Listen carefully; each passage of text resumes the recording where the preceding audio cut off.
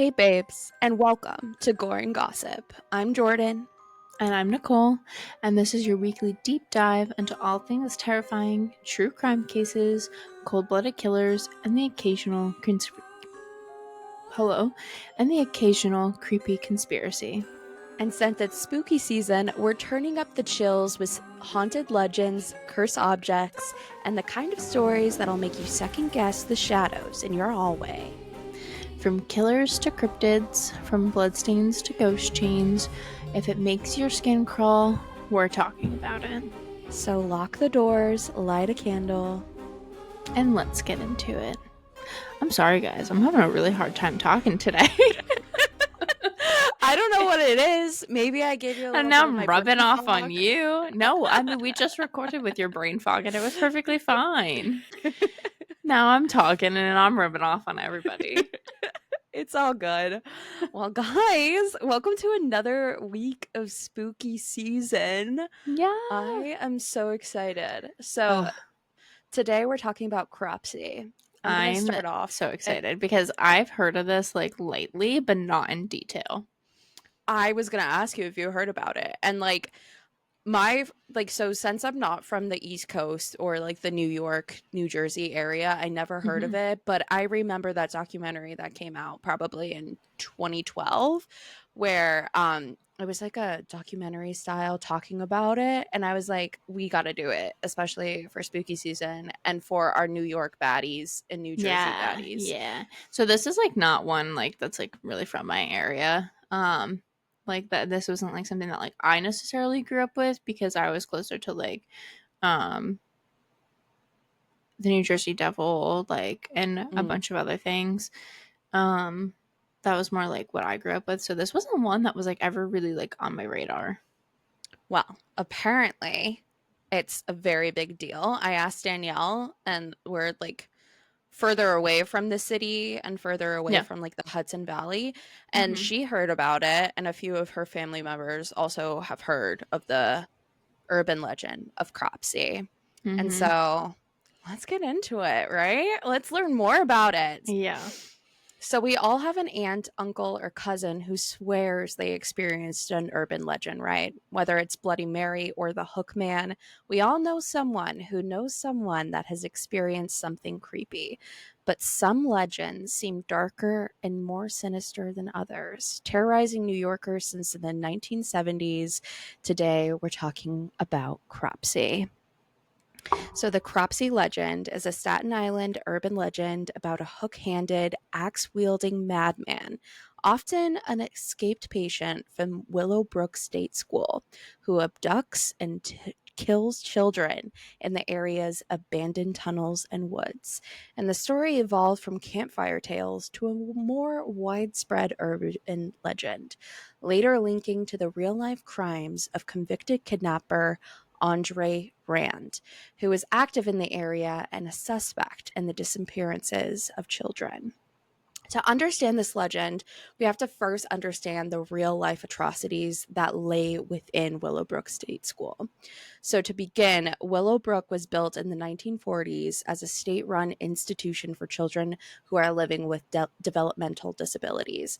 On paper, it was supposed to be a safe haven. In reality, it became a nightmare. And not only were the conditions overcrowded, there were also horrible experiments happening to the patients there at the hands of doctors who were supposed to help these kids. And within the first decade of its operation, outbreaks of hepatitis were common. Roughly 90% of children would develop hepatitis within their arrival. And because of this, medical researchers Sal Krugman and Robert McCollum began to try and understand how it spread. So I'm going to just put out a trigger warning. If you're disgusted by like the mention of fecal matter or anything like that, fast forward about 5 minutes. I'm gonna fast forward 5 minutes myself right now. Actually, you know what's crazy is I've never heard about like Willowbrook State School or like anything about it. Isn't that weird? I've lived crazy. like nearby my whole life and I never heard again anything about that. I mean, there's probably a reason why. Yeah, I'm sure. because one of Krugman's studies involved feeding live hepatitis virus from other patients' stool samples to 60 healthy children. No. Yes. No. That's How no. evil. Like, That's disgusting on another level. Evil, just downright vile. mhm. No. And as Krugman watched as their skin and eyes turned yellow and their livers got bigger, he watched them vomit and refused to eat. Oh my god. All the children fed hepatitis virus became ill, obviously, some very severely. Krugman reasoned that it was justifiable to give these children with disabilities that hepatitis virus because most of them would get hepatitis anyway.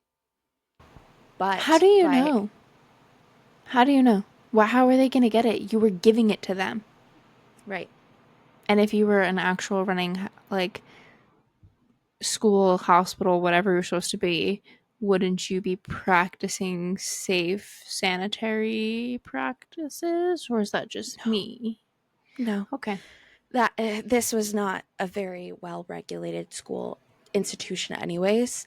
But since those children were given the hepatitis virus, um, he basically increased the chance of them getting it to 100%. Yeah, because he was giving it to them. Like Oh my Jesus.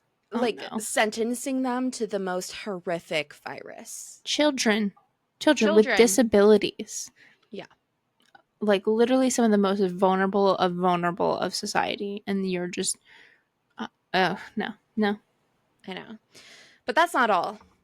By 1965, Willowbrook housed over 6,000 intellectually disabled people, despite having a maximum capacity of 4,000. Oh my god. JFK even visited when he was a U.S. Senator in 1965 and proclaimed that the individuals in the overcrowded facility were, quote, living in filth and dirt, their clothing's in rags, in rooms less comfortable and cheerful than the cages in which we put animals in a zoo. Comparing these kids to zoo I animals. was literally about to say, so he's literally saying that zoo animals lived better than these people. Yeah. These children. Yeah. And he offered a series of recommendations for improving conditions. I'm sure that wasn't hard to give considering they had no good conditions that these None kids were in. at all. And although the hepatitis study had been discontinued, the residential school's reputation was that of a warehouse for New York City's mentally disabled people, many of whom were presumably abandoned there by their families, foster care agencies, or other systems designed to care for them. And this is where Donna J. Stone, an advocate for mentally disabled children and victims of child abuse, gained access to the school by posing as a recent social work graduate. She then shared her observations with members of the press. Due to this, a series of articles in local newspapers, including the Staten Island Advance and the Staten Island Register, described the crowded, filthy living conditions at Willowbrook and the negligent treatment of some of its residents. And Jane Curtin was the first reporter to write a story about Willowbrook State School after she visited Willowbrook in order to cover a demonstration that social workers and parents of the residents had organized. Curtin wanted to get inside the buildings, and social workers Elizabeth Lee and Ira Fisher brought her inside. So there's several instances of journalists getting inside and writing about it, but yet it still was not shut down. And in 1972, journalist Geraldo Riviera snuck inside with a camera crew. What he found changed public perception forever. He even stated that these conditions at Willowbrook, filth, disease, neglect, children left to wander naked and unattended. And like, just imagine How this. how do you sneak in with a camera crew during this time is my question, because like, do you know what the cameras look like in that time? They were huge. Yeah. I'm very confused by this, but if you look up this footage, which is still available on Ugh. YouTube, Huh. it's horrifying. I mean, Oh my if you god. I could compare it to like did you watch American Horror Story Asylum? I think parts of it, maybe. Okay, But okay, I know what you're talking about. towards Yeah. the end, when that film crew comes and films Yep. everyone, it's just like that, if not worse. Yeah. And real life, obviously. So the images were horrifying. Children lying on the floor, smeared in their own waste. Riviera's footage sparked outrage and led to the eventual closure of Willowbrook in the 1980s. Finally. Took them long enough. So now this is where the tale begins to take a turn. In the legend, and this can change, Cropsey was a caretaker of the old estate school, and where Willowbrook is situated is surrounded by summer camps for kids in the Hudson Valley. And apparently some kids dismembered him and left him without a hand. And now he is left to torment kids in the summer camps with one hook as a hand, and you better behave or he's coming for you. For others, Cropsey was an escaped patient from Willowbrook and lived in the decaying buildings. But once Willowbrook closed, Cropsey took on a real form because between 1972 and 1987, several young people went missing in Staten Island, many near the old Willowbrook grounds. The first was Alice Pereira, age 5, who vanished in 1972 while playing outside her apartment complex. Then came Holly Ann Hughes in 1981, age 7, last seen buying a bar of soap at the corner store. Then came Thais Lewis in 1983, Henry Gaffario in 1984, and Jennifer Schwager in 1987, a 12-year-old girl with Down syndrome who went missing after leaving home for a walk. Jennifer's disappearance was the breaking point. The entire Staten Island community came together to search for her. Hundreds of volunteers combed the woods near Willowbrook, and after 35 days, they found her, buried in a shallow grave just yards away from the Willowbrook property. And that's when investigators turned their attention to one man, Andre Rand. So let's talk about Andre. Andre was born Frank Russian in 1944 and worked as a janitor and handyman at Willowbrook in the 1960s. Ooh. He was known So around, yeah, he goes by Andre, and his name is Frank. yes. Lovely. He changed his name due Lovely. to a few things that he had on his criminal record. Oh, okay. So we'll talk about that. Yeah. He was known around the area, often seen pushing a makeshift baby carriage filled with junk, sometimes living out of his van. But after Willowbrook closed, he reportedly camped in the woods nearby. But Rand had a criminal record while he was working at Willowbrook, because in 1969 he was arrested for the attempted rape of a 9-year-old girl. He was also reportedly offered children rides in his van and was seen near the very areas where the kids disappeared. Oh my. So while he was working, this was 3 years before he was working at Willowbrook, and they still allowed him to be a janitor around these kids. The amount of times that this happens is infuriating. Infuriating. No, I'm not even going to say that, because I was going to say, like, oh, sometimes I understand you have to, like, give people a second chance and rehabilitate them. No. Not when it comes to anything that has to do with kids. No. I don't No. believe in rehabilitation with that. No. I don't. No. Not when it comes to anything that has to do with kids. Absolutely not. I don't believe in that. So let's talk about his mom. Andre Rand's mother had struggled with mental illness and had lived like poet Allen Ginsberg's mom at the Pilgrim State Asylum. So she was already in asylum. I know, lots of words. Lots of syllables there. So much. With that in mind, him taking this job at Willowbrook would make sense, because many people who experience the suffering of loved ones go into helping professions. But he had no formal training. And despite claims that he was a physical therapist, Rand was just an orderly. And where Rand's story takes a really weird turn is in 1966. Rand had left his job at Willowbrook, but not the grounds. He set up a campsite there, and he wasn't alone. Many more people, some of who were never patients, lived on the Willowbrook site and that of the nearby Seaview Hospital and the New York Colony Farm. And once all of those institutions closed, former patients, along with other members of the homeless population, moved into the underground tunnels that connected the buildings and made camp on the grounds outside. Jesus. And so later, some of this land would be sold to developers. And since 1993, the College of Staten Island has taken over 300 acres. And still, some abandoned buildings still stand decrepit, and it remains like a constant reminder of the former facility and what it did to these kids for decades. So, fast forward to those missing kids. When police searched the area where Jennifer was found in the shallow grave, they found evidence connecting Rand. The eyewitnesses placed him near the site where she vanished. He was arrested and charged, and in 1988 convicted of kidnapping Jennifer. He was sentenced to 25 years to life in prison. But that wasn't the end, because in 2004, while still in prison, he was retried for the 1981 abduction of Holly Ann Hughes and was found Yeah. guilty again. Yeah, good. 2 convictions, but many of the other missing children's cases were never solved. So here's where it gets eerie. Some believe that Andre Rand was responsible for all of those disappearances, maybe even more than we know.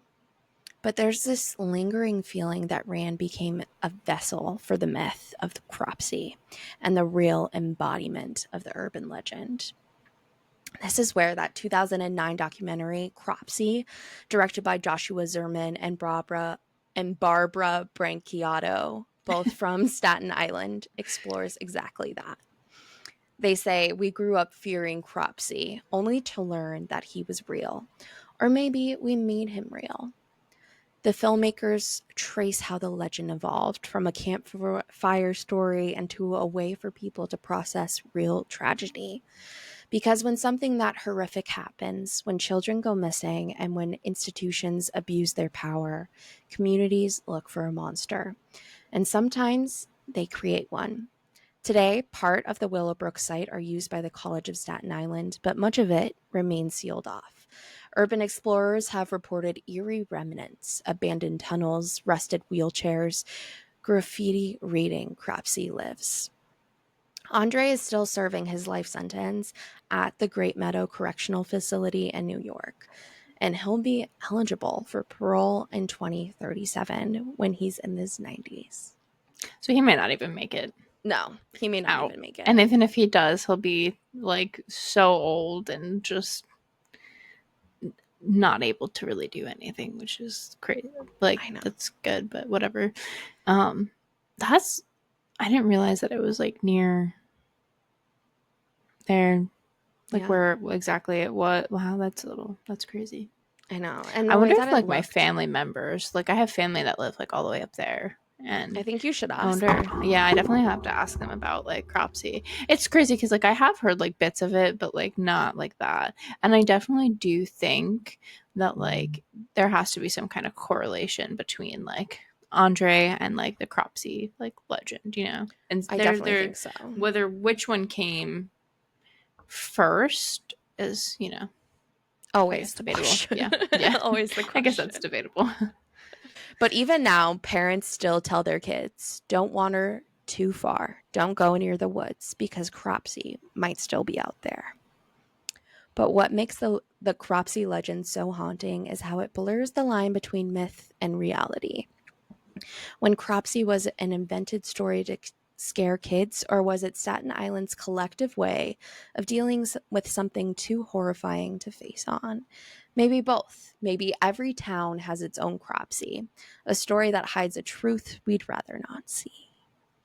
I definitely think so. When you like really boil it down, there's always some kind of like legend or story or whatever that parents like throughout over time have like always like told their kids, you know what I mean, to kind of like scare them to, you know, not do something that they don't want them to do, whether it's this straying too far or going somewhere that they shouldn't or whatever. And sometimes I feel like it's most of the time, I guess you could say, there's definitely some kind of correlation to like, okay, something happened and like this is why you shouldn't, and then somebody just creates up a legend or folklore or something that happens to like coincide with that, so not make it like as scary for the kids, instead of Right. like telling the kids like what really happened. They're like just making up something fake, and then it's like now it's becoming like a whole thing.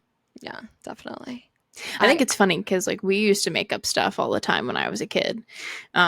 Like there was like a legend when I was in elementary school. There was a legend about like my elementary school, and I couldn't even like tell like of what like used to be there before it was a school, and like we used to like make jokes about like the woods and stuff that was behind it. And which is really funny because there was nothing in those. But the woods are so small behind my school, behind my elementary school. There was nothing back there. There was actually kids that I went to school with had made like BMX biking, like dirt paths and jumps and stuff back there. And at the school actually used to be a farm way back in the day.